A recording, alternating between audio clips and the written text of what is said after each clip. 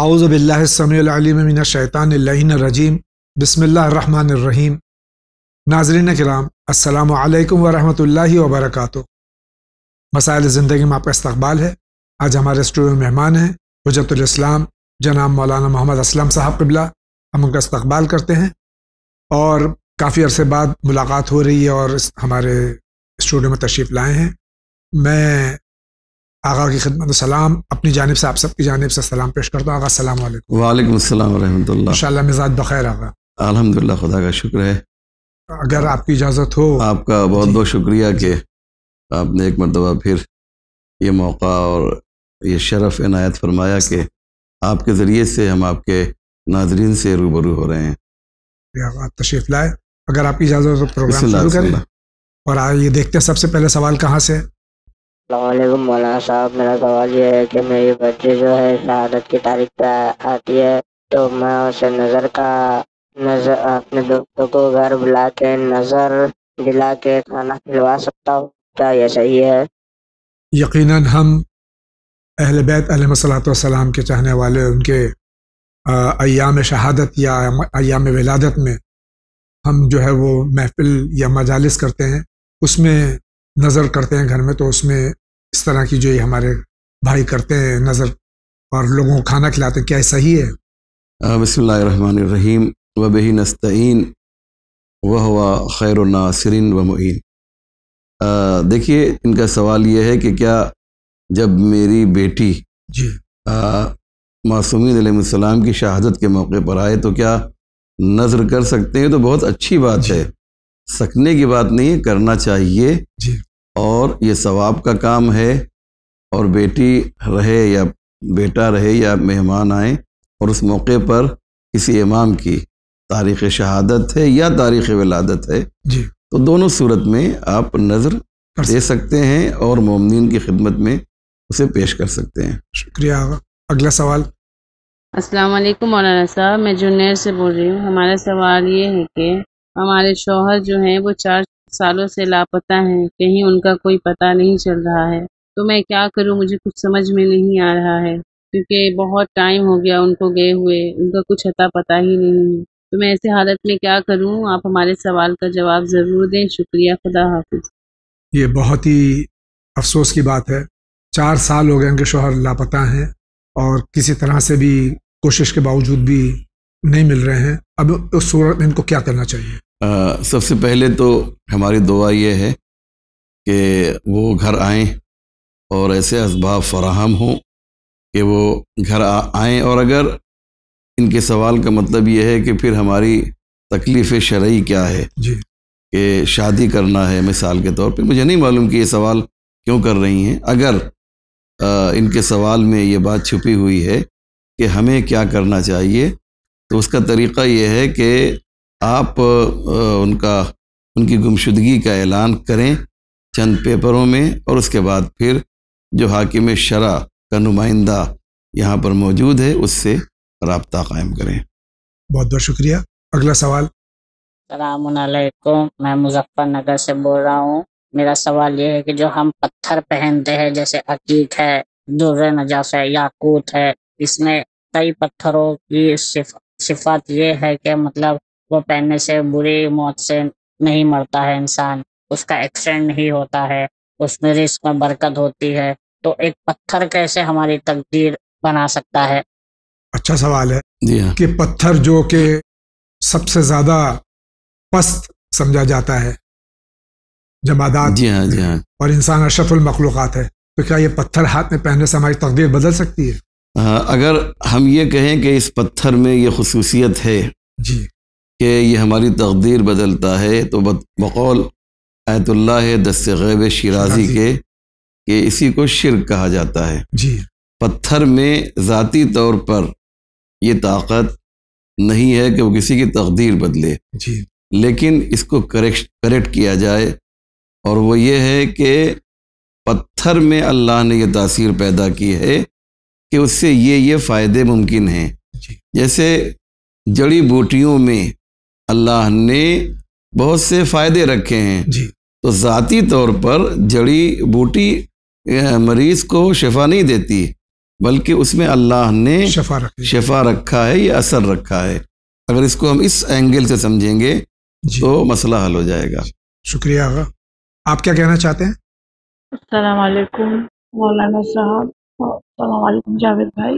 میرے شوہر کا انتقال ہو گیا ہے، 2 سے 3 مہینے ہونے آ رہے ہیں، اور مجھے عدت کے رولز ریگولیشن پلیز بتائیے. اور تھوڑا بہت کچھ جو میں جانتی ہوں یہ ہے کہ مجھے گھر میں ہی رہنا ہے، گھر سے نکلنا نہیں ہے، اور کوئی غیر سے ملنا نہیں ہے سوائے لیڈیز سے، جینٹس سے نہیں مل سکتے. تو اگر مطلب گھر میں کوئی نہیں ہے اور کوئی آ گیا دروازے پہ تو کیا کریں؟ اور بازار نکلنا ہے، بازار لانا ہے، باہر کے کچھ کام ہے، ڈاکٹر کے پاس جانا ہے، اور بھی کچھ امپورٹنٹ کام ہے، تو کیا کیا جائے؟ ہمارے معاشرے میں جو مسائل عدت میں شدت ہے ہم، اور جس طرح سے اس کو غلط طریقے سے استعمال کیا جاتا ہے، پیش کیا جاتا ہے. ابھی بہن کی مجبوری ہے، گھر میں کوئی مرد ہے نہیں، تو یہ ساری جو باتیں انہوں نے بتائی ہیں شریعت کی اجازت دیتی ہے اس چیز کی؟ بہت ہی اچھا یہ سوال ہے. جی. اور اس پروگرام کے ذریعے سے جو میری مائیں اور بہنیں مجھے دیکھ رہی ہیں اور سن رہی ہیں، پوری توجہ کریں. اور آپ کا یہ جملہ بھی بہت اچھا لگا مجھے کہ عدت میں شدت ہے. جی. دین اسلام میں نہ افراط ہے اور نہ ہی تفریط ہے. جی. یعنی حد سے آپ آگے بھی نہیں نکل سکتے ہیں اور بالکل پیچھے بھی نہیں رہ سکتے ہیں. کہیں پر بھی نہیں لکھا ہے جاوید بھائی کہ عدت وفات کے موقع پر عورت گھر سے باہر نہ نکلے. جی. جو اس کی ضرورتیں ہیں اسے پوری کرے. ڈاکٹر کے یہاں جانا ہے، بینک جانا ہے، سامان لینے جانا ہے، وہ جا سکتی ہے. پتہ نہیں یہ کہاں سے ہمارے یہاں یہ چیزیں پائی جاتی ہیں جو کہ صحیح نہیں ہیں. کیا منع کیا ہے اسے آپ سن لیجئے بہن، کہ جو چیز منع ہے وہ یہ ہے کہ زرق برق لباس، جی. یعنی ایسا بناؤ سنگھار کے جو لوگوں کو متوجہ کر سکے، ایٹریکشن اس انگلش میں کہتے ہیں، اگر وہ ہے تو وہ جائز نہیں ہے. رنگین کپڑے مثال کے طور پہ، جی. یا آرائش، بیوٹی پارلر میں جانا جائز نہیں ہے مثال کے طور پہ. ورنہ گھر سے باہر نکلنا، مجلس میں جانا ہے، فرض کی جگہ نماز ہو رہی ہے، بہت سی مسجدوں میں نماز ہوتی ہے، خواتین جاتی ہیں، آپ جائیے، اپنا پرسنل کام ہے. لیکن وہ کام جو کہ عورت کا جب شوہر دنیا سے چلا جاتا ہے تو لوگوں کی نگاہیں جو ہیں اس کی طرف مرکوز ہو جاتی ہیں. اسلام چاہتا یہ ہے کہ وہ ایسا کام نہ کرے کہ لوگ اس سے جو ہے سوء استفادہ کر سکیں. جی. اس لیے کچھ پابندیاں عائد کی گئی جو میں نے بتا دیا. جی. لیکن آپ جا سکتی ہیں، گھر کے باہر جا سکتی ہیں. آپ کا جو بھی پرسنل کام ہے وہ عدت وفات میں آپ کر سکتی ہیں. عدت وفات 4 مہینہ 10 دن کا ہوا کرتا ہے، جس میں 3 مہینے تو گزر گئے ان کے. جی ہاں، جی ہاں، جی ہاں. بہت بہت شکریہ. اگلا سوال. السلام علیکم مولانا صاحب اور جاوید بھائی. میں پاکستان سے بات کر رہی ہوں، اور مجھے آپ سے یہ سوال پوچھنا تھا کہ جیسے ہم ٹی وی ہو گئی، فریج ہو گیا، اے سی وغیرہ ہیں، جو چیزیں ہیں الیکٹرانکلی ہیں چیزوں کے اوپر، اگر ہم کسی کو جیسے لے کے دے رہے ہیں کوئی چیز پیسوں میں، اپنے پیسوں سے لے کے دے رہے ہیں، اور ان سے جیسے 50,000 کی کوئی چیز ہے تو ہم ان کو لے کے دے رہے ہیں، اور پھر ہم ان سے انسٹالمنٹ پہ لے رہے ہیں، اور لوگ ہم سے ایسے لے بھی رہے ہیں جیسے ہم نے اس پہ 20% اپنی محنت کے رکھ لیے، تو یہ کیا کام جائز ہے یا یہ سود والا ہی کام ہو گیا کہ میں سود لے رہی ہوں؟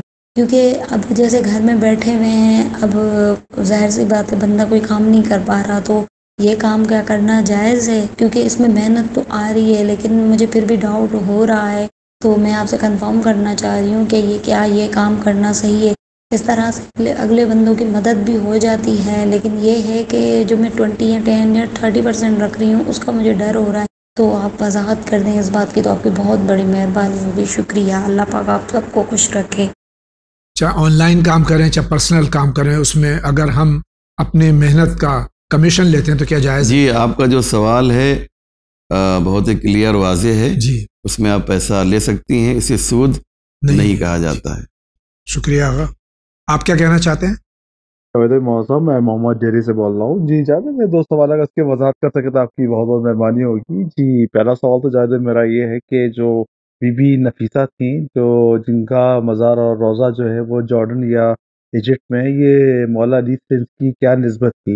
اگر اس سوال کی وضاحت کر سکے تو آپ کی بہت بہت مہربانی ہوگی۔ اور دوسرا سوال جاوید بھائی یہ ہے کہ جو کافی لوگوں نے مجھ سے پوچھا، جو جناب یوسف تھے جن کی بایوگرافی آج کل وین چینل پہ آ رہی ہے، تو اس میں انہوں نے یہ بتایا کہ ان کے بیٹے ابراہیم تھے جناب یوسف کے، اور ممسا ان کی بیٹی تھی، لیکن بہت سے لوگ کہتے ہیں کہ جو ان کی نسل چلی تھی وہ ان سے نہیں بلکہ ان کے بھائی لاوی سے چلی تھی۔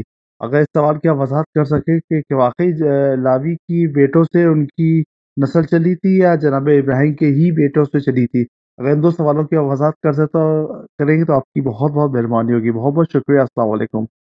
بی بی نفیسہ جن کا مزار جو ہے وہ ایجپٹ میں ہے، قاہرہ میں، ان کے سلسلے میں سوال ہمارے بھائی۔ جی ہاں، آپ نے بالکل صحیح فرمایا کہ یہ ان کا مزار بی بی نفیسہ کا قاہرہ میں ہے، مصر میں ہے، اور یہ مولا کائنات کی پڑ پوتی ہیں۔ جی میں ان کا شجرہ بتا دوں، نفیسہ بنت حسن ابن زید ابن حسن ابن علی ابن ابی طالب، یہ ان کا شجرہ ہے۔ اور جاوید بھائی یہ بہت ہی مومنہ خاتون تھیں، اور یہ جو مصر تک گئی ہیں وہ اس لیے گئیں کہ تاکہ دین اسلام کو وہاں تک پہنچائیں، اور ایک طرح سے یہ مبلغہ تھیں۔ اور ان کا نام ہر مذہب، یعنی جتنے بھی مسلک ہیں مسلمانوں کے، ہر مسلک میں بہت احترام سے لیا جاتا ہے۔ میں نے دیگر کتابوں میں بھی دیکھا نا، تو وہ لوگ بھی جو عام طور سے ہمارے پیروکاروں کو، بزرگوں کو نہیں مانتے ہیں، لیکن ان کو جو ہے بہت ہی احترام سے مانتے ہیں۔ میں نے ان کی کتابوں میں دیکھا ہے کہ اگر نفیسہ خاتون کے ذریعے سے آپ دعا کیجئے ان کو وسیلہ قرار دے کے، تو دعائیں بھی مستجاب ہوتی ہیں۔ ان کا دوسرا سوال ہے کہ حضرت یوسف علیہ نبینا علیہ الصلوۃ والسلام کی نسل ان سے چلی یا ان کے بھائی لاوی سے چلی؟ ایک عجیب و غریب سوال یہ ہے جی کہ ہماری نسل جو ہے ہم سے چلے گی، نہ کہ ہمارے بھائی سے چلے گی۔ لاوی جو ہے بھائی، لاوی جو ہے جناب یوسف کے بھائی تھے، تو جناب یوسف کی نسل چلے گی، جناب یوسف کے بچوں سے چلے گی۔ جی تو ان کا جو نام تھا افرایم الگ الگ طریقے سے بیان کیا جاتا ہے، تو یہ ان کے ذریعے سے جناب یوسف کی نسل چلی۔ شاید یہ اشتباہ یہ کر رہے ہوں کہ جناب لاوی جو ہیں وہ 11 بھائیوں میں وہ تھے کہ جنہوں نے کہا تھا کہ ان کو قتل مت کرو، بلکہ ان کو کنویں میں ڈال دو تاکہ کوئی آ کے ان کو لے کے چلا جائے، کوئی قافلہ آئے گا لے کے چلا جائے گا۔ تو یہ ایک ہلکا سا پازیٹیو پوائنٹ تھا جس کی بنیاد پہ اللہ نے ان کی نسل میں نبوت کو رکھا ہے، نہ کہ جناب یوسف کی اولاد جو ہے یا نسل جو ہے ان کے ذریعے چلی ہے۔ شکریہ آغا۔ آپ کیا کہنا چاہتے ہیں؟ مولانا صاحب اور جاوید بھائی کو میرا سلام عرض ہو۔ میں سنبل سے سسٹر بول رہی ہوں۔ میرا سوال یہ ہے کہ مغرب کی تیسری اور عشاء کی چوتھی رکعت میں جو تسبیح اربع پڑھنے کے لیے کہا جاتا ہے، تو کیا الحمد شریف کے بعد تسبیح اربع تیسری اور چوتھی رکعت میں پڑھنی چاہیے، یا بغیر الحمد کے ہی 3 مرتبہ تسبیح اربع پڑھنی چاہیے؟ اچھا، خدا حافظ۔ ظہرین کی 2 رکعتیں بعد کی جو ہیں، اور مغرب کی تیسری رکعت اور عشاء کی جو آخری 2 رکعتیں ہیں، جی ہاں اس میں کیا سورہ حمد کے ساتھ میں تسبیحات اربع پڑھنا ہے یا نہیں؟ صرف آپ کو تسبیحات اربع پڑھنا ہے۔ تسبیح اربع نہ کہیے تو بہتر ہے، کیونکہ اس میں جو ہے 4 تسبیحیں ہیں، سبحان اللہ والحمد للہ، اس کے بعد لا الہ الا اللہ، اللہ اکبر۔ اس کو ملا کے پڑھتے ہیں، سبحان اللہ والحمد للہ ولا الہ الا اللہ واللہ اکبر۔ یہ آپ جب پڑھیں گی تو سورہ الحمد کی ضرورت نہیں ہے۔ اور اگر آپ کو، میں سوال آپ کا نہیں ہے لیکن اس کو ایڈ کر دوں کہ اگر یہ تسبیح آپ کو یاد نہیں ہے تو اس کی جگہ پہ سورہ الحمد پڑھ سکتی ہیں، پھر تسبیح پڑھنے کی ضرورت نہیں ہے۔ شکریہ آغا۔ اگلا سوال۔ السلام علیکم، میرا نام سید حسن جعفری، میں ناگپور شہر سے بول رہا ہوں۔ علی جاوید دیدی صاحب، حجت الاسلام مولانا کی خدمت میں اور چینل اراکین کی خدمت میں بہت بہت سلام۔ حج کا زمانہ قریب ہے، سوال کی ہے کہ کیا زیارت امام حسین علیہ السلام کے لیے بھی جو پابند خمس نہیں ہے، زیارت میں جانے سے پہلے جو رقم زیارت میں لگتی ہے اس پر کیا خمس دینا ہوگا؟ اسی کے ساتھ جو شخص پابند خمس ہے اس کا مسئلہ نہیں، جو پابند خمس نہیں ہے اسے اسی سال حج بیت اللہ نصیب ہو تو کیا اسے خمس ادا کر کے ہی حج کے لیے جانا ہوگا؟ سوال ہے کہ جو شخص حج کرے اور کئی سال کے بعد مسئلہ معلوم ہو کہ بغیر خمس نکالے حج کیا ہے تو کیا یہ حج کا عمل بجا لایا ہو تو کیا اسے اس حج کا خمس دینا ہوگا جو حج کر چکا ہے؟ اور کیا چینل وین کو مالی امام خمس کا آدھا حصہ دے سکتا ہے، کیونکہ یہ چینل وین تبلیغ دین، تبلیغ اسلام اور پیغام انسانیت اور امام معصوم علیہ السلام کی حدیثوں کو پہنچا رہا ہے، تو کیا انہیں بھی مال امام دیا جا سکتا ہے؟ جواب عنایت فرمائیں۔ شکریہ، خدا حافظ۔ آپ کا آخری جو سوال ہے کہ کیا چینل ون کو سہم امام دیا جا سکتا ہے، ہمارے پاس مراجع کرام کا اجازہ موجود ہے، ریٹن آپ کے اسکرین پہ آ رہا ہے، دیکھ لیجئے، اور یقیناً چینل ون کے پاس اجازہ ہے، اور آپ کو جو ہے آپ رقم بھیجتے ہیں اس کی رسید بھی یہاں سے فراہم کی جاتی ہے، اور اس کے باوجود بھی اگر آپ چاہتے ہیں مزید اس کے بارے میں معلومات حاصل کرنے کے لیے تو آپ دفتر آغائے سیستانی حفظ اللہ اور آغائے خامنہئی حفظ اللہ سے جو ہے آپ معلومات فراہم کر سکتے ہیں۔ جاوید بھائی معاف کیجیے، آپ کے درمیان آ گیا کلام کے، مجھ سے بھی بہت سے لوگوں نے یہ سوال کیا فون کر کے، ایسے بھی، تو میں بھی اس میں ایڈ کر دوں ایک بات کہ چینل ون کے پاس یقیناً مراجع کرام کے اجازے ہیں، اور اس وقت چونکہ یہ ادارہ واقعاً دین مبین اسلام کی خدمت کر رہا ہے اور علوم و معارف اہل بیت علیہ السلام کی ترویج و تبلیغ کر رہا ہے، لہذا میں گزارش کروں گا دست ادب جوڑ کر نہایت ادب و احترام کے ساتھ تمام مومنین و مومنات سے کہ جو خمس نکالتے ہیں وہ سہم امام کے ذریعے سے اعانت فرمائیں، اور یہ جو ایڈریس آپ دیکھ رہے ہیں اس وقت اسکرین پہ، ٹی وی اسکرین کے اوپر، اس کے اوپر جو ہے آپ چاہیں تو یہ رقم یا جو خمس کی رقم ہے اسے بھیج سکتے ہیں۔ اسی کے ساتھ میں نہ صرف یہ کہ آپ سہم امام یہاں ارسال فرمائیں بلکہ آپ ڈونیشنز بھی، جیسے کہ ہمارے یہاں 150 روپیہ ماہانہ 5 روپے روز کا ہے، اب 5 روپے تو بہت کم ہو گئے، 10 روپے کر دیجئے اس کو، یہ آپ یہاں ضرور بھیجئے کیونکہ چینل آپ کا ہے، یہ پوری دنیا میں پیغام انسانیت یعنی پیغام محمد اور آل محمد علیہ الصلوۃ والسلام پہنچانے کی پوری کوشش کر رہا ہے۔ بالکل، جتنی آپ اس کی اعانت کریں گے اتنا یہ زیادہ مؤثر طریقے سے تبلیغ کا کام کر سکے گا۔ بہرحال اسی کے ساتھ میں ان کے سوالات ہیں کہ بغیر خمس کے کیا حج اور زیارت ہو سکتی ہے؟ جی ریاض بھائی، اگر آپ خمس کے عادی ہیں اور آپ کا کوئی بھی عمل خیر خمس کی 2 تاریخ کے درمیان ہو رہا ہے تو الگ سے خمس نکالنے کی ضرورت نہیں ہے، لیکن خدا نخواستہ، ہزار خدا نخواستہ، اگر آپ خمس نہیں نکالتے ہیں اور چاہتے ہیں کہ کربلا جائیں، چاہتے ہیں کہ مکہ اور مدینہ جائیں، تو پہلے خمس نکالیے اس پیسے سے اور پھر اس سے آپ زیارت یا عمرہ کیجئے یا حج کیجئے۔ اور اگر آپ نے ایسا نہیں کیا اور حج پہ چلے گئے اور کسی نے بعد میں آپ کو بتایا تو کام تو بہت غلط ہو گیا ہے۔ اس کو آپ چاہیں تو ٹھیک کر سکتے ہیں کہ کم سے کم وہ جو خرچ ہوا ہے اس کا خمس نکالیں، لیکن اتنا کافی بہرحال نہیں ہے۔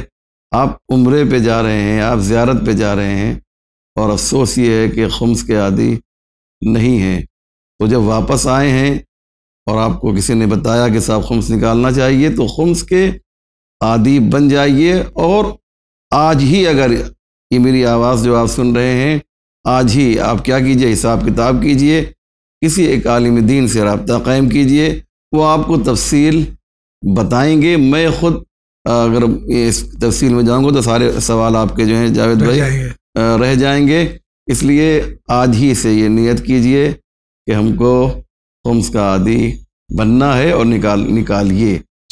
بسم اللہ۔ بہت شکریہ آغا، آپ کیا کہنا چاہتے ہیں؟ السلام علیکم، حیدر علی مولوی مصطفی دلی سے۔ ائمہ معصومین کے ذریعے سے بولا جاتا ہے کہ ائمہ معصومین شفاعت کریں گے مومن کی مرنے کے بعد برزخ میں قبر میں انسان جب مر جاتا ہے. لیکن کوئی بھی انسان جو ہے معصوم نہیں ہے، سب کسی نہ کسی سے بھی گناہ ہوتا رہتا ہے. تو ائمہ معصومین شفاعت کیسے کریں گے گناہ گاروں کی؟ اگر مومن گناہ گار ہے گا جی شفاعت کیسے ہوئے گی؟ شکریہ جی. یقیناً شفاعت جو ہوگی وہ معصوم کی تو ہوگی نہیں، گناہ گاروں ہی کی ہوگی. اگر ایمان صحیح ہے اور اعمال میں کچھ کمی رہی ہے. حیدر علی بھائی جی، جو شفاعت ہوگی وہ بے گناہوں کی تھوڑی ہوگی، جو گنہگار ہیں ان کی شفاعت ہوگی. جی، البتہ کتنا گناہ وہ کرے کہ امام کہیں کہ بھائی اس کو معاف کر دیا جائے، یہ ہمیں اور آپ کو سوچنا ہے. کوئی اس کے لیے پیرامیٹر، کوئی اس کے لیے جسے کہا جائے ترازو نہیں ہے کہ اتنا ہوگا تو امام معاف کر دیں گے. لیکن عقل یہ کہتی ہے کہ انسان ہے، گناہ ممکن ہے، ہم معصوم تو ہیں نہیں. لہذا اگر ہماری زندگیوں میں کہیں کہیں گناہ ہو گیا ہے تو وہاں پر ہماری شفاعت امام کریں گے، معصومین علیہ السلام کریں گے. لیکن کوشش یہ کی جائے کہ شفاعت کے چکر میں گناہ کو نہ بڑھائیں، ورنہ کہیں ایسا نہ ہو کہ ہمارے گناہ زیادہ ہو جائیں اور اعمال خیر کم ہو جائیں. اور بہت سے علماء نے یہاں پر بتایا ہے کہ اگر ہمارے گناہ زیادہ ہو جائیں اعمال خیر کے اوپر تو ہو سکتا ہے کہ معصومین علیہ السلام شفاعت سے انکار کر دیں. البتہ یہ ہو سکتا ہے کہا ہے انہوں نے بھی، لیکن ہم اس معاملے میں کچھ بول نہیں سکتے ہیں. اسی کے ساتھ میں ایک اور وضاحت فرما دیں کہ شفاعت جو ہوگی محشر میں ہوگی، برزخ میں نہیں ہوگی. جی ہاں، یہ بہت اچھی بات آپ نے کہی، میرے ذہن میں آئی تھی لیکن آپ نے یاد دلایا کہ شفاعت کے لیے معتبر حدیثیں موجود ہیں کہ قبر میں یا عالم برزخ میں کہیں بھی شفاعت نہیں ہوگی، بلکہ عالم آخرت میں جو ہے معصومین علیہ السلام شفاعت کریں گے. لیکن ایک ایسا اسٹوڈنٹ کہ جس نے کچھ لکھا ہی نہ ہو اور کہا جائے کہ اس کو پاس کر دیا جائے تو کیسے ممکن ہے؟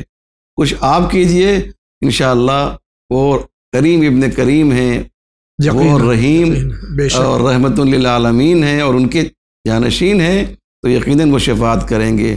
لیکن شفاعت کے لائق ہم بنے رہیں. جی، بہت بہت شکریہ آغا. آگے بڑھتے ہیں. السلام علیکم مولانا صاحب. یہ آیت الکرسی جو ہے نماز میں، مستحب نماز میں پڑھی جاتی ہے، ذکر میں آتا ہے کہ مستحب نماز میں آیت الکرسی پڑھنی ہے، پہلی رکعت میں یا دوسری رکعت میں. تو آیت الکرسی مولانا صاحب وہ یہ ہوم فیا خالدون تک پڑھنا ہوگا یا علی العظیم تک پڑھنا ہوگا؟ یعنی جو اس کی ذرا بتائیے.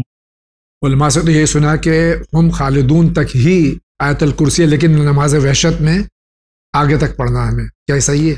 جی ہاں، دیکھیے زیادہ تر تو ہم فیا خالدون تک ہی ہے. جی، بہت ہی ریئر کم ایسے مواقع ہیں کہ جہاں پر وہ ہول علی العظیم تک پڑھا جائے گا. لیکن جہاں پر آپ کو یہ نہ بتایا گیا ہو کہ کہاں تک پڑھنا ہے، اکثر ایسا آپ کو ملے گا کہ آیت الکرسی پڑھنا ہے تو آپ ہم فیا خالدون تک پڑھیے، وہ ہول علی العظیم تک نہ پڑھیے. شکریہ. اگلا سوال. میری بہن کے لیے 10 سال سے بھی آرتھرائٹس ایک بیماری ہے. اس بیماری کے لیے شفا کچھ بھی نہیں ہو رہا ہے. اسے 10 سالوں سے بھی وہ دوائی لے رہی ہے، ٹریٹمنٹ بھی کر رہی ہے، لیکن اسے شفا نہیں ہو رہا ہے. اس کا یہ کوشچن ہے ہمارا آپ سے، اسے علاج کیا ہو سکتا ہے؟ اس بیماری کو علاج کیا کرنا چاہیے؟ آرتھرائٹس ایک بیماری، واقعی میں اس کا علاج بہت کم ہوتا ہے، لیکن بہرحال اس کا علاج ہے. آرتھرائٹس اگر ایلوپیتھی میں نہیں آگا تو ہومیوپیتھک ہے، آیورویدک ہے، یونانی ہے، اس کو یا ڈاکٹر بدل کے دیکھیں. اس میں اگر کلیتاً اس میں شفا نہیں ملتی، لیکن دواؤں سے جو افاقہ ہو جاتا ہے. جی ہاں، یہ وہ بیماری نہیں ہے جی کہ جس کے لیے کہا جائے کہ یہ لا علاج بیماری ہے. جی، اور اس کے لیے مسائل زندگی میں آپ نے فون کیا ہے، بہت بہت شکریہ. لیکن آپ جو ہے ڈاکٹر کے پاس جائیے. جی، جاوید بھائی کیا کر سکتے ہیں بیچارے، جی، یہ ان کا شعبہ نہیں ہے. اور ہمارے یہاں یہ ہے کہ دوا بہت اہم ہے، البتہ دعا کی بھی بے شک اپنی جگہ اہمیت ہے، اس سے انکار نہیں ہے. وَإِذَا مَرِضْتُ فَهُوَ يَشْفِينِ. یہ بھی آپ اس کو پڑھیے، ایک تسبیح پر ڈے، وَإِذَا مَرِضْتُ فَهُوَ يَشْفِينِ، یہ ایک تسبیح پڑھیے اور ڈاکٹر کے پاس بھی جائیے، پھر دیکھیے کہ آپ کو شفا کتنی جلدی ملتی ہے۔ یہ جو آپ کی یہ جو قرآن کی آیت ہے، یہ ایک طرح سے بوسٹر بن کے سامنے آئے گی انشاءاللہ۔ بہت بہت شکریہ۔ اگلا سوال۔ السلام علیکم مولانا صاحب اور جاوید بھائی، میں پاکستان سے بات کر رہی ہوں۔ مجھے سود کے بارے میں قرآن میں جو ہے وہ مجھے بتائیں، سود کے بارے میں، اس سود کے بارے میں تھوڑی وضاحت کر دیں تاکہ جیسے ہم انسان سمجھ سکیں کہ کیا ہمارے لیے صحیح کام ہے اور کیا ہم سود والا کر رہے ہیں، کیونکہ آج کل بہت سود ہو گیا ہے، بہت سب یہی چیزیں ہیں، جیسے کچھ لینا ہو اس پہ بھی انٹرسٹ دینا پڑتا ہے، لینا پڑتا ہے، یہ وہ۔ تو آپ پلیز وضاحت کریں کہ قرآن پاک میں کیا ہے سود کے حوالے سے، کیونکہ یہ لینے دینے والے دونوں جہنمی ہیں، اتنا بس سب کو پتہ ہے، اس سے آگے کسی کو کچھ نہیں پتہ۔ پلیز اگر وضاحت کر دیں گے تو اور سمجھ آ جائے گا ہمیں۔ شکریہ آپ کا، بہت بڑی مہربانی آپ کی، پلیز اس بارے میں آپ بتائیں۔ قرآن کی آیتیں اور حدیثیں وغیرہ تو ہم بہت سنتے رہتے ہیں، لیکن بہت زیادہ ہمارے لیے واضح نہیں ہو سکا یہ مسئلہ، تو میں چاہتا ہوں کہ بہت ہی سامنے کی جو لینگویج ہے، آسان زبان میں، یہ سود حرام کیوں ہے۔ دیکھیے، اگر آپ کو کسی نے 5 لاکھ روپے دیے مثال کے طور پہ، اور آپ یہ کہیں کہ صاحب، اور وہ آپ سے یہ کہے کہ آپ مجھے مثلاً 10 سے 15 ہزار روپے مہینہ، جو بھی ایک فکس کر دیں کہ 20,000 روپے مہینہ آپ کو دینا ہے، ٹھیک ہے، تو اب یہ جو 20,000 روپے جو ہے وہ آپ اس سے لے رہے ہیں، آپ اس کو دے رہے ہیں 5 لاکھ کے بدلے میں، تو یہ اس کو دینا ہی دینا ہے، چاہے مصیبت آئے چاہے کچھ بھی ہو، وہ جو 5 لاکھ کے بدلے میں جو ہے اس کو 20,000 روپیہ دینا ہے۔ تو اب یہ ہے کہ اس نے آپ کا پیسہ لے کر اس نے کاروبار کیا، اب جو کاروبار کر رہا ہے تو کبھی اس کو نقصان ہو رہا ہے، کبھی فائدہ ہو رہا ہے، نقصان ہو رہا ہے تب بھی وہ 20,000 دے رہا ہے، اور فائدہ ہو رہا ہے تو پھر دے ہی رہا ہے۔ نتیجہ کیا ہوگا کہ آہستہ آہستہ وہ اس کا دیوالیہ ہو جائے گا اور وہ پھر پیسہ جو ہے نہیں دے پائے گا۔ اسلام نے کہا ہے کہ سود ناجائز ہے، یعنی اگر آپ نے فکس کر دیا تو یہ حرام ہے، لیکن اگر آپ نے فکس نہیں کیا اور یہ کہا کہ صاحب میں آپ کو 5 لاکھ روپے دے رہا ہوں، آپ اس سے کاروبار کیجئے، آپ کے فائدے میں بھی ہم شریک ہیں، آپ کے نقصان میں بھی ہم شریک ہیں، تو اس کو بولتے ہیں مضاربہ۔ اور یہ مضاربہ کیا ہے؟ جائز ہے۔ ایک بات اور سن لیجیے، بہت لوگ کوشچن کرتے ہیں کہ شیئر مارکیٹ میں پیسہ لگانا جائز ہے، جائز نہیں ہے؟ بالکل جائز ہے۔ کیوں جائز ہے؟ اس لیے کہ وہ ہمارے پیسے سے کاروبار کرتے ہیں، اور اگر نقصان ہوتا ہے تو نقصان میں ہمیں شریک کرتے ہیں، اور ان کا اگر فائدہ ہوتا ہے تو فائدے میں بھی ہمیں شریک کرتے ہیں۔ تو اگر فکس کر دیا جائے بہن تو کیا ہے؟ وہ سود ہے، وہ حرام ہے، اور وہ حرام ہے۔ لیکن اگر فکس نہ کیا جائے تو وہ جائز ہے، حلال کا پیسہ ہے۔ بہت بہت شکریہ۔ اگلا سوال۔ السلام علیکم مولانا صاحب، ہمارا سوال یہ ہے کہ رمضان المبارک کے علاوہ ثواب کی نیت سے روزے رکھے جا سکتے ہیں، اور رکھے جا سکتے ہیں تو کس دن؟ ہمارے سوال کا جواب ضرور دیں، شکریہ، خدا حافظ۔ التماس دعا۔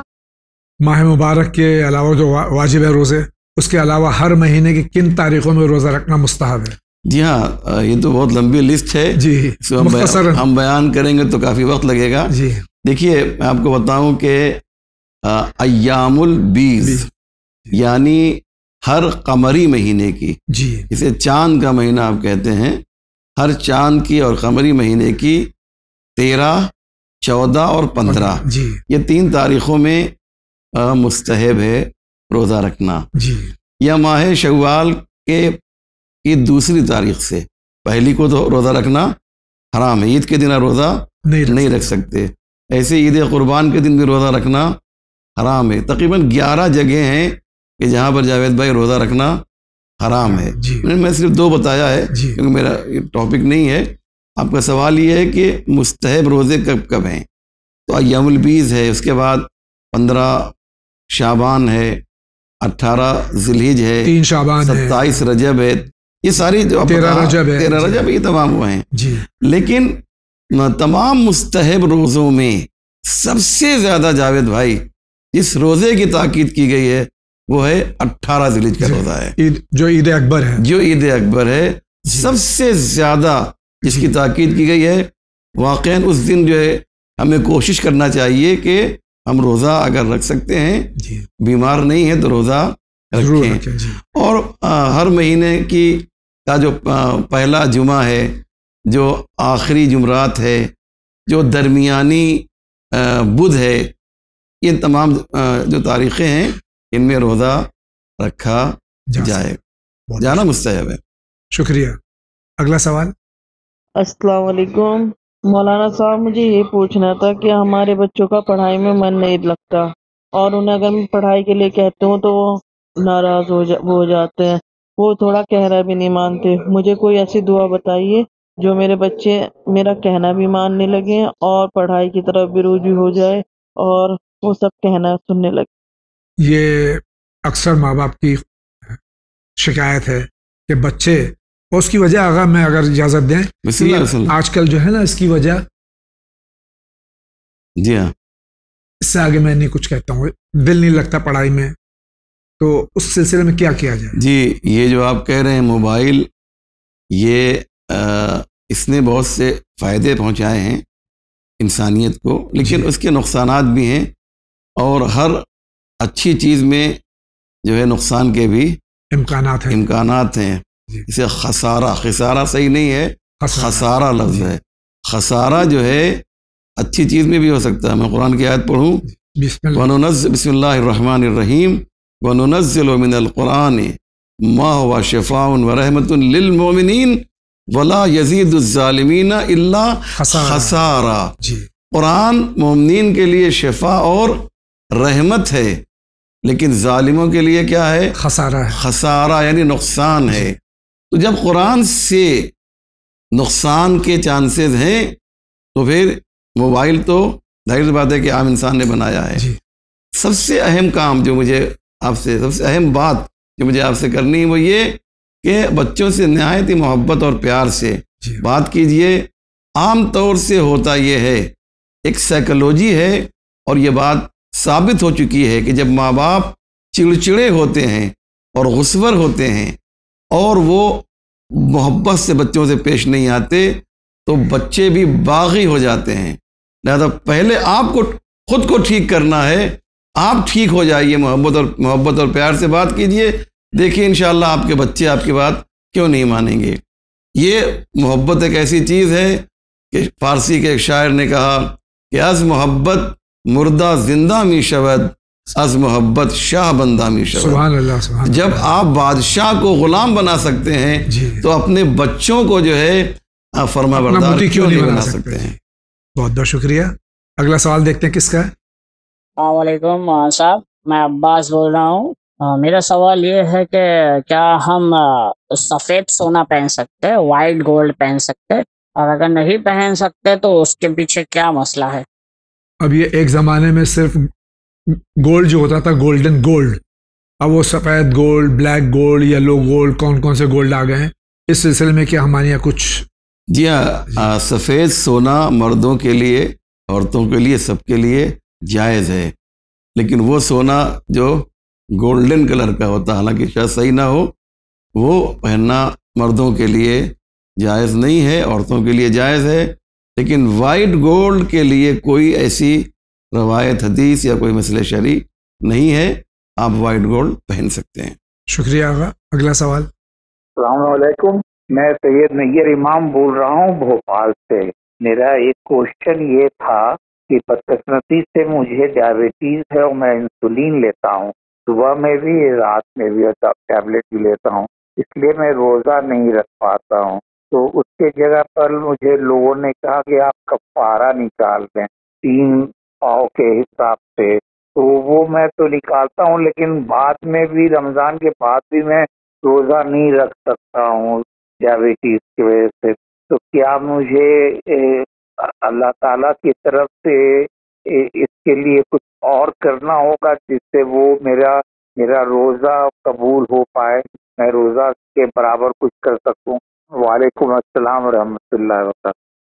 بہت سے جن کو ڈائبٹیز ہے اور بہت زیادہ انسولین پہ بھی ہے وہ بھی روزہ رکھتے ہیں، لیکن بعض ایسے مریض ہیں ڈائبٹیز کے کہ جن کے لیے ممکن ہی نہیں ہے. یقیناً ان کے لیے نزدیک ڈاکٹرز نے بھی منع کیا ہے اور خود بھی جانتے ہیں کہ نہیں رکھ سکتے.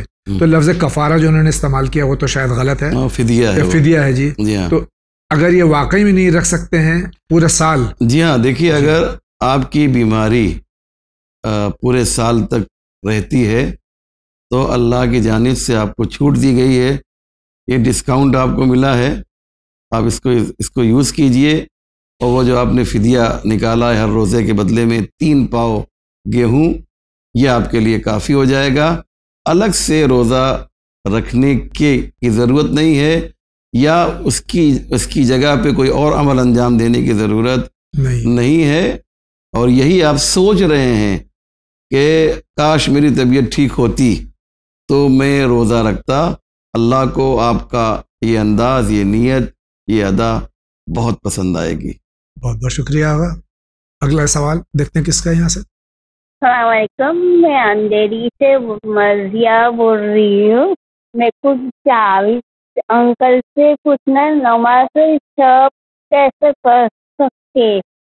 جاوید انکل تو سوال دوہرا دیتے ہیں، جاوید انکل بتاتے نہیں ہیں، علماء کرام ہیں. تو نماز شب ہماری بہن پوچھیں کیسے پڑھتے، یعنی طریقہ کیا ہے؟ دیکھیے نماز شب جو ہے 11 رکعت ہے. اس کی تفصیل میں نے کم سے کم 3-4 بار تو میں نے ہی بیان کی ہوگی اور تمام علماء نے بیان کی ہوگی. اس کا جو طریقہ ہے وہ یہ ہے کہ 8 رکعت نماز شب کی نیت سے، 2 رکعت نماز شفع کی نیت سے، اس کو لوگ شفع کہتے ہیں، اور 1 رکعت جو ہے نماز وطر ہے. البتہ اس کے الگ الگ تفصیلات ہیں، لیکن اگر آپ ان تفصیلات پر عمل نہیں کر سکتے ہیں تو پہلی اور دوسری رکعت میں جو سورہ آپ کو یاد ہے آپ پڑھیں. اور جب قنوت نماز وطر، جس کو وطر بھی کہا جاتا ہے اور صحیح وطر ہے، وطر صحیح ہے، والشفع والوطر، تو اس میں آپ جو ہے کوشش یہ کیجئے کہ تمام دعاؤں کے ساتھ 40 مومنین کے لیے دعا کیجئے، چاہے وہ زندہ ہوں یا زندہ نہ ہوں. اس کے لیے طریقہ یہ، اللہم اغفر لے مثلا حسن، اللہم اغفر لے حسین مثلا. جی ہاں، اور کوئی بری بات بھی نہیں ہے، زندہ کے لیے بھی آپ یہ دعا کر سکتے ہیں. لیکن یہاں پر ایک بات جو مجھے بیان کرنی بہت اہم ہے کہ بہت سے لوگوں کو میں نے دیکھا ہے جو نماز شب پڑھتے ہیں تو باقاعدہ انگلیوں پہ گنتے ہیں 40 مومن ہو جائیں گے تبھی جو ہے. ایسا ضروری نہیں ہے. 40 اگر نہیں بھی ہو رہے ہیں تو بھی بہت سے لوگوں کو اتنے نام مل نہیں پاتے. رات میں 12 بجے کس کو یاد رہتا ہے اتنا نام، یا صبح 4 بجے کہاں، صبح 4 بجے مثال کے طور پہ. تو اگر 40 نہیں ہو پا رہے ہیں تو گھبرائیے نہیں. میں یہ نہیں کہہ رہا ہوں کہ 40 کو چھوڑ دیجئے، نہیں، اگر بالفرض ڈسٹرب ہو رہا ہے، 40 نام یاد نہیں آ رہے ہیں تو کوئی بات، تو کوئی حرج نہیں ہے. یہاں تک کہ اگر زیادہ بھی ہو رہے ہیں، آپ بعض لوگ مطلب 40 میرے پاس 41 نہیں بولے، فہرست بہت لمبی ہے تو 45 بھی ممکن ہے. یہ بہت کا مسئلہ لوگ بتاتے ہیں. جی بہت بہت شکریہ. اگلا سوال دیکھتے ہیں کس کا ہے. السلام علیکم جاوید بھائی، مولانا صاحب، میں فاطمہ بول رہی ہوں. جی میری آپ سے ایک ریکویسٹ ہے کہ کوئی ایسا پروگرام دکھایا جائے جس میں یہ بتایا جائے کہ کلام پاک جو ہے وہ پورا، اس میں کتنا ذکر ہے اہل بیت کی فضیلت کا. حقیقت میں انہیں بولتا قرآن کہا گیا ہے، لیکن ہم لوگوں کو معلوم ہونا چاہیے. ہم شیعوں کو تو بے شک معلوم ہے، لیکن ہمارے بدنصیبی ہے کہ جو اور مسلمز ہیں ان کو یہ معلوم ہی نہیں ہے کہ اہل بیت میں کی کیا فضیلت ہے، اور ان کے بغیر، جب ان سے محبت کیے بغیر ہم نہ اس دنیا میں نہ آخرت میں کامیاب ہو ہی نہیں سکتے ہیں. تو یہ ہم لوگوں کے لیے، سب کے لیے جاننا ضروری ہے. بلکہ حقیقت تو یہ ہے کہ جو قرآن آیا ہے اور اہل بیت، یہ تو پوری کائنات میں روشنی کی طرح آئے ہیں سب کو ہدایت دینے کے لیے. اور یہ خالی مسلمانوں کے لیے نہیں آئے بلکہ سب تمام کائنات میں سب کو ہدایت کے لیے آئے ہیں. لیکن خاص طور سے مسلمز کو معلوم ہونا چاہیے کہ ان کی کیا فضیلت ہے، اور کوئی ایسا پروگرام ہو جس میں بہت اچھے سے ایکسپلین کیا جائے. اور آپ لوگ بہت اچھے سے ماشاءاللہ سے پروگرامز کنڈکٹ کروا رہے ہیں، لیکن میری ریکویسٹ ہے کہ خاص طور سے قرآن اور اہل بیت پہ کوئی ایسا پروگرام آئے جو پورے پورے سوروں کو ایکسپلین کر کے بتائے کہ یہ کس طرح سے اہل بیت کی شان میں ہے اور اہل بیت کا کس طرح سے اللہ نے ذکر کیا ہے قرآن میں. بہت بہت شکریہ. السلام علیکم. جو ان کا سجیشن ہے، جو ان کی فرمائش ہے، وہ ایڈمن تک ہم ضرور پہنچا دیں گے، اور اس سلسلے میں پوری کوشش کریں گے کہ آپ کی اس خواہش کو پایا تکمیل تک. جی ہاں، یہ ایک پروگرام جاوید بھائی جی آپ لوگ کسی بھی عالم کے ذریعے سے جی کریں کہ جس کا عنوان رکھیں اہل بیت قرآن میں. جی اور میں یہ بتا دوں بہن کے لیے کہ قرآن کا آغاز بسم اللہ الرحمن الرحیم سے ہوتا ہے. جی اور یہ جو بے ہے یہیں سے اہل بیت کے فضائل شروع ہو جاتے ہیں. جی اور پورا قرآن جو ہے اہل بیت کے فضائل سے بھرا ہوا ہے. انشاءاللہ بات آپ کی بہت اچھی ہے، بہت دلکش ہے کہ ایک ایسا پروگرام ون چینل سے ہونا چاہیے، کیونکہ برادران اہل سنت بھی اس پروگرام کو دیکھتے ہیں، اس چینل کو دیکھتے ہیں، تو ان تک بھی یہ میسج جانا چاہیے. اگرچہ آپ کی بات بالکل صحیح ہے کہ ہمارے اہل سنت بھائی بھی اس سلسلے میں بڑھ چڑھ کر حصہ لے رہے ہیں، اور اب حالات ماشاءاللہ کافی بدل رہے ہیں. وہ تعصب جو ہے وہ ختم ہو گیا ہے، اور ایک بہترین خوبصورت ایٹماسفیئر اور ماحول تیار ہو رہا ہے. انشاءاللہ بہت جلدی آپ یہ سنیے گا کہ انشاءاللہ اس پر ایک چند پروگرام پیش کیے جائیں گے. اس کا عنوان جو آپ کہہ رہی ہیں وہی ہوگا انشاءاللہ. ناظرین کرام، ہم جا رہے ہیں بہت ہی مختصر سے بریک پہ، لیکن آپ کہیں نہیں جائیے. بقیہ سوالات کے ساتھ ابھی حاضر ہوتے ہیں. آغا کو اور زحمت دینی ہے، ابھی جلدی نیند کو ہم یہاں سے ہم چھوڑیں، ابھی آتے ہیں.